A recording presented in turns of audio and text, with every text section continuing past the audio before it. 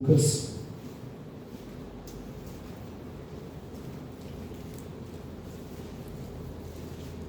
Evangelho de Lucas, no capítulo 18. Lucas, capítulo 18, a partir do versículo 35. Quem encontrou, diga amém. Amém. Glória a Deus. Diz assim a palavra do Senhor. E aconteceu que, chegando ele perto de Jericó, estava um cego assentado junto do caminho, mendigando. E ouvindo passar a multidão, perguntou o que era aquilo. E disseram-lhe que Jesus Nazareno passava. Então clamou, dizendo: Jesus, filho de Davi, tem misericórdia de mim. E os que iam passando repreendiam-no para que se calasse. Mas ele clamava ainda mais: Filho de Davi, tem misericórdia de mim.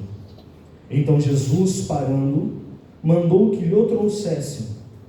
E chegando ele, perguntou-lhe, dizendo: Que queres que eu te faça? E ele disse: Senhor, que eu veja. E Jesus lhe disse: Vê, a tua fé te salvou.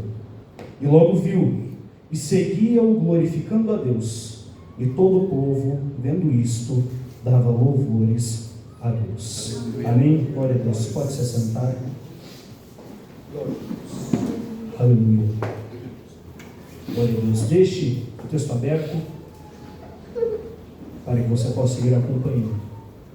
O versículo 35 diz que, chegando ele perto de Jericó, ele quem? Jesus. Jesus, ele estava passando por Jericó. Jesus, naquele momento, ele estava em viagem, uma viagem com rumo. Jesus estava indo para Jerusalém. Lucas, no capítulo 13, diz que Jesus ia caminhando e ensinando rumo a Jerusalém. Nós lemos a partir do versículo 35, mas o versículo 31, que tem como título: Jesus anuncia sua paixão. Jesus, antes dessa passagem que lemos, do cego de Jericó, ele diz aos seus discípulos o que ia acontecer com ele. Essa mesma passagem se encontra também no Evangelho de Mateus e no Evangelho de Marcos. No Evangelho de Marcos, ela está presente no capítulo 10, a partir do versículo 46. E lá no versículo 33, ou seja, antes, Jesus chama os seus discípulos e ele diz: Nós vamos para Jerusalém, e lá o Filho do Homem será entregue na mão dos príncipes, dos sacerdotes e dos escribas. E lá escarnecerão dele, o chicotearão, o cuspirão e o matarão. E ao terceiro dia ressuscitará. Ou seja, neste momento aqui, nessa passagem do cego de Jericó, Jesus estava indo fisicamente em meio a uma viagem rumo à cruz, para cumprir o seu propósito de se entregar, de operar ali sacrifício, para que fôssemos reconciliados com Deus. Este era o contexto daquele momento. E o versículo 36 diz: E ouvindo passar a multidão. Havia uma multidão, não somente neste contexto aqui em Jericó, mas durante todo o ministério do Senhor. Por onde ele passava, as multidões o seguiam. Por onde Jesus ia, as multidões iam com ele. Lucas, no capítulo 5, no versículo 15, diz que a fama de Jesus crescia. Crescia de tal modo que muitas pessoas se ajuntavam para ouvi-lo pregar, para ouvir a sua palavra e para por ele serem curados. As pessoas se reuniam para isso. Assim somos nós nesta noite. Nós nos reunimos também para ouvirmos Jesus pregar, para ouvirmos a sua palavra e para por ele sermos tocados. Glória a Deus. Aleluia. E até mesmo em momentos que Jesus queria ficar sozinho, apartado, lá estava a multidão. No capítulo 14 de Mateus, O capítulo 14 de Mateus nos diz que Jesus recebeu uma notícia. Ele recebeu a notícia, o anúncio da morte de João Batista. E então, ele diz aos seus discípulos: olha, vamos nos apartar para um lugar deserto, vamos para um lugar apartado. O outro texto diz que os seus discípulos tinham acabado de chegar de uma missão, então eles estavam cansados. E Jesus diz: olha, vamos nos apartar daqui, vamos para um lugar deserto. Então eles pegam um barquinho e chegam até o lugar. Quando eles chegam lá, quem já estava? A multidão. A multidão já estava lá. Pense neste cenário. Jesus havia recebido a notícia da morte de João Batista, seus discípulos cansados. Ele diz: agora vamos ficar um pouco sozinhos para nos recompormos. Quando ele chega lá, uma multidão de pessoas. Jesus poderia dizer: olha, agora não é um bom momento. Nós estamos cansados, não é um bom momento agora. Mas o texto não diz que Jesus fez isso. O texto diz que Jesus, possuído, dominado de íntima compaixão, curou os enfermos. Muitas vezes você pode pensar, talvez esta noite não seja um momento bom para que Deus opere, talvez eu vou incomodar o Senhor. O que será que Ele vai dizer para mim? Talvez não seja um bom momento. Mas Jesus se compadece de nós. Jesus se compadece de você. Não pense que há um momento ruim, que para Deus, poxa, acho que eu vou incomodá-lo agora. O salmista, no Salmo 103, ele diz que como um pai se compadece dos seus filhos, assim o Senhor se compadece daqueles que o temem. O Senhor se compadece daqueles que o temem. Você teme ao Senhor? Ele se compadecerá de você. E essa passagem que lemos do cego de Jericó, em Mateus, está no capítulo 20. E lá no capítulo 20 de Mateus, diz que havia 2 cegos. E Jesus, diz o texto, que movido de íntima compaixão, os curou. O Senhor é aquele que se compadece de nós. Ele se compadece, não há momento ruim para Ele. Esta é uma noite onde o Senhor pode se compadecer de você. E então Ele cura aqueles enfermos. E diz o texto que em determinado momento os discípulos chegaram e falaram: Jesus, está ficando tarde. Está ficando tarde. Mande que essas pessoas vão para a sua casa, vão para as aldeias comprarem comida, porque já está tarde.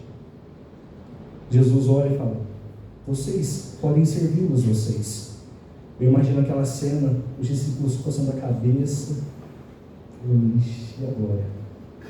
Aí eles foram ver o que eles tinham: 5 pães e 2 peixes. Aí eles vão até Jesus: Senhor, nós temos 5 pães e 2 peixes. E Jesus diz: traz aqui, traz aqui. Naquele momento, o Senhor levantaria e operaria a multiplicação daquela comida. Muitas vezes nós chegamos diante de Deus e falamos: Senhor, o que eu tenho são 5 pães e 2 peixes, mas o que eu preciso é muito maior. O que eu preciso, Senhor, não é suficiente para saciar essa necessidade. Você está olhando com os seus olhos. Você olha que você tem 5 pães e 2 peixes. Jesus diz: traz para mim, porque Ele é o multiplica. E o texto diz que Ele deu graças, e aquela comida começou a ser distribuída de tal modo que sobejou. Os discípulos disseram: não temos o suficiente. Jesus diz: traz para mim que eu faço sobejar. Ele faz infinitamente mais, infinitamente mais. Talvez aqueles discípulos não entenderam, podem ter pensado: bom, Jesus vai fazer um milagre de tal modo que eles tenham o mínimo de comida. Não, Jesus fez sobejar. E o texto diz que eram 5.000 homens, mais as mulheres e as crianças. A multidão estava ali. E conforme eu disse em Lucas 5, no capítulo 15, a multidão se ajuntava para ouvir para o ouvir a sua palavra e por ele serem curados. Eles se colocavam a ouvir. Jesus subiu ao monte, a multidão subiu junto, o sermão da montanha, porque todos queriam ouvir a palavra de Deus. Não há pregador como o Senhor, ninguém é como Ele, ninguém tem tanta autoridade, ninguém é tão sábio, ninguém é tão humilde. Spurgeon, considerado o príncipe dos pregadores, comparado com Jesus, nada é. Billy Graham, Jim Swaggart. Por quê? Porque todos os pregadores pregam aquilo que aprenderam de Jesus, pregam aquilo que o Senhor ensinou. Jesus pregava Ele mesmo, porque Jesus era a própria palavra, Ele é o Verbo de Deus encarnado. O Verbo estava com Deus, o Verbo era Deus, e o Verbo se fez carne e habitou entre nós. Jesus era a palavra viva. Então todos queriam ouvi-lo. A palavra de Deus diz que, certa feita Jesus disse: a palavra que eu vos tenho dito é espírito e vida. As palavras do Senhor são capazes, a palavra do Senhor é capaz de transformar. É capaz de ir onde nós não conseguimos, onde você não consegue, onde eu não consigo. A palavra dele é poderosa para isso. Infelizmente, muitos são aqueles que diante desta palavra, porque a palavra de Jesus não era como pensam que era firme, era firmeza, exigia transformação. Aquele que quiser vir após mim, negue-se a si mesmo. Não venha do jeito que você está e permaneça. Você pode vir do jeito que você está, mas para ser transformado, para ter uma nova natureza. Mas muitos foram aqueles que diante desta palavra disseram: duro este discurso, quem pode ouvir, quem pode suportar? Mas nós somos aqueles que diante do discurso, diante da pregação do Senhor, nós dissemos: Senhor, para quem iremos nós? Tu tens as palavras de Deus. Só o Senhor tem a palavra necessária para saciar a nossa alma, para saciar todo o nosso ser. Então a multidão o seguia para ouvi-lo pregar e para por ele ser tocado e curado. Onde há a presença de Jesus, há milagre. Jesus está aqui nesta noite. Então esta é uma noite de milagre. Nós temos que crer nisso. Nós temos que crer de todo o nosso coração. Nós cantamos: Jesus está passando por aqui. E o que o cântico diz? Quando ele passa, tudo se transforma. A doença sai e a saúde vem. Quando ele passa, tudo se transforma, trazendo as bênçãos para você e para mim também. Onde há a presença do Senhor, ali há milagres. Nós temos que crer nisso. E aquele cego, o texto diz que o cego estava no meio do caminho. Ele sabia disso. Ele sabia que se Jesus passasse, onde Jesus estava, ali havia transformação. E aquele cego no meio do caminho, ele percebe uma movimentação. O texto diz no versículo 36: e ouvindo passar a multidão, perguntou o que era aquilo. Ele sentiu a movimentação e perguntou. E disseram: Jesus, o Nazareno, passava. Naquele momento, ele entendeu, aquela era uma oportunidade. Jesus está passando, eu tenho que fazer algo. Eu tenho que fazer algo. Se Jesus está passando por aqui, eu sei que há milagre. Se Jesus está passando, eu sei que há poder, que há transformação. Então eu preciso fazer algo. Aleluia. Muitos são aqueles que veem Jesus passando e ficam acompanhando com o olho. Bom, se Jesus está passando, se Ele quiser, Ele me toca. Se Ele quiser, Ele opera. Passivos na presença de Deus, esperando que caia do céu a bênção, esperando que caia do céu a presença, que caia do céu o batismo no Espírito Santo, esperando que caia do céu o milagre na família. As pessoas veem Jesus passando e nada fazem, mas aquele cego não. Ele tomou uma atitude. Ele disse: eu tenho que tomar uma atitude, eu tenho que fazer algo. E esta atitude fez com que Jesus virasse para ele e perguntasse: o que queres que eu te faça? O Senhor te pergunta nesta noite: o que queres que eu te faça? É necessário fé. É necessário que você, assim como naquela ocasião aquele cego tomou uma atitude, que você também tome. E assim você ouvirá do Senhor a voz dizendo: o que queres que eu te faça? Mas o que aquele cego fez? Versículo 38. Então clamou. Então clamou. A atitude que ele fez naquele momento foi clamar.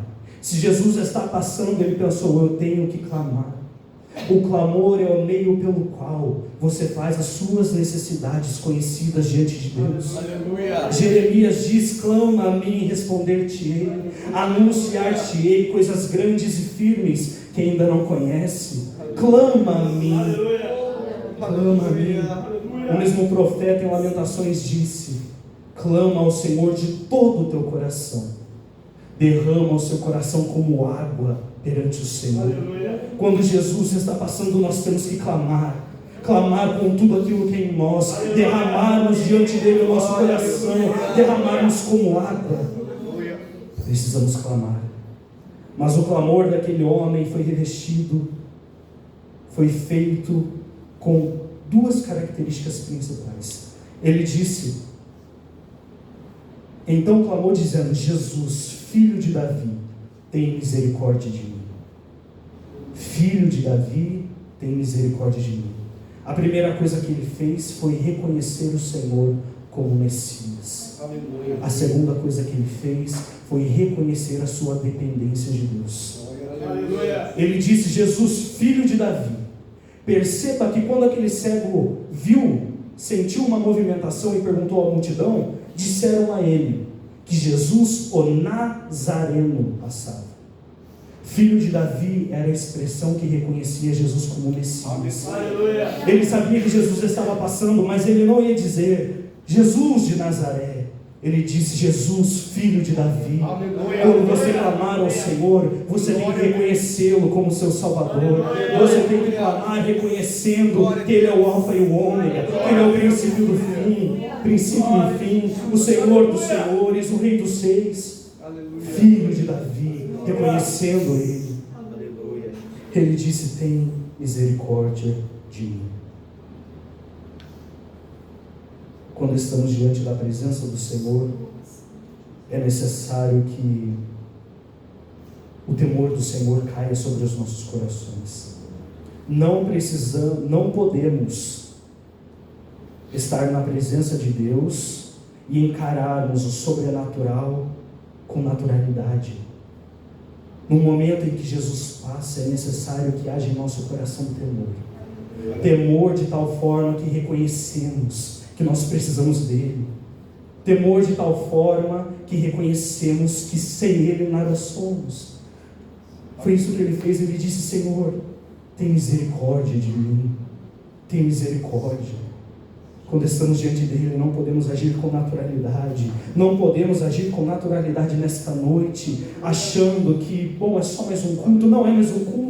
Se Jesus está aqui, nunca será mais só mais um culto. Se Jesus está aqui, há poder em cada oração, há poder em cada cântico, há poder em cada palavra dita, há poder. Foi diante desta presença, diante da presença deste Deus, deste Senhor, que Isaías disse: ai de mim que vou perecendo. Diante desta presença, Pedro, após a pesca maravilhosa, ele se prostrou diante de Jesus e disse: Senhor, aparta-te de mim, pois sou pecador. Tamanha era a presença de Jesus, tamanho foi o temor que caiu sobre ele. Assim é necessário que aconteça em nós. Como um pai se compadece dos seus filhos, assim o Senhor se compadece daqueles que o temem. Tema ao Senhor, tema a Ele, reconheça na sua oração e no seu clamor. que Ele é tudo para você. Diga: Senhor, sem Ti eu nada sou. Eu sou pó, Senhor, eu nada sou sem Ti. Eu nada sou sem o Teu poder, ó Deus. Tenha misericórdia de mim. As misericórdias do Senhor são a causa de não sermos consumidos. Então aquele homem, ele clamou reconhecendo quem Jesus era e reconhecendo a sua dependência do Senhor. Mas sempre que uma vida, sempre que uma pessoa se coloca na brecha, se coloca ali a clamar a Jesus, sempre haverá empecilhos. O versículo 39 diz que os que iam passando repreendiam-no para que se calasse. Mas ele clamava ainda mais: Filho de Davi, tem misericórdia de mim. A partir do momento que você se coloca a clamar, a multidão tentará te calar. A multidão tentará te calar. A multidão, talvez os seus medos. A multidão, talvez as suas aflições. A multidão dos seus embaraços e pecados que estão de perto te rodeiam. A multidão das setas, dos dardos inflamados de Satanás. Aquele homem começou a clamar e as pessoas passavam dizendo: pare de clamar. E qual foi a resposta dele? Ele clamava ainda mais. Se a multidão dos seus medos tentar te calar, clame ainda mais. Se as suas aflições tentarem te calar, clame ainda mais. Se os seus pecados, os embaraços tentarem te segurar, limpe as suas vestes no sangue de Jesus e clame ainda mais. Se os dardos inflamados de Satanás tentarem te alcançar, se revista no capacete da salvação, de toda a armadura de Deus, e clame ainda mais. Foi isso que este homem fez. As pessoas diziam: pare, e ele clamava ainda mais. Passava outro e dizia: pare, e ele clamava ainda mais. Ele foi perseverante. Ele foi perseverante. A perseverança é um dos alicerces da vida do crente. É tão importante que Jesus disse: pedi e dar-se-vos-á, buscai e achareis, batei e abrir-se-vos-á. Por quê? Porque é necessário perseverança. E perceba que é uma escadinha. Primeiro você pede, depois você busca, depois você bate. É necessário perseverança. Foi isso que aquele homem fez. Cada vez mais ele clamava, e clamava, e clamava. Portanto, este homem fez duas coisas. Ele clamou, reconhecendo Jesus como Messias. Clamou, reconhecendo a sua miséria, a sua dependência do Senhor. E ele perseverou. Perseverou em clamar.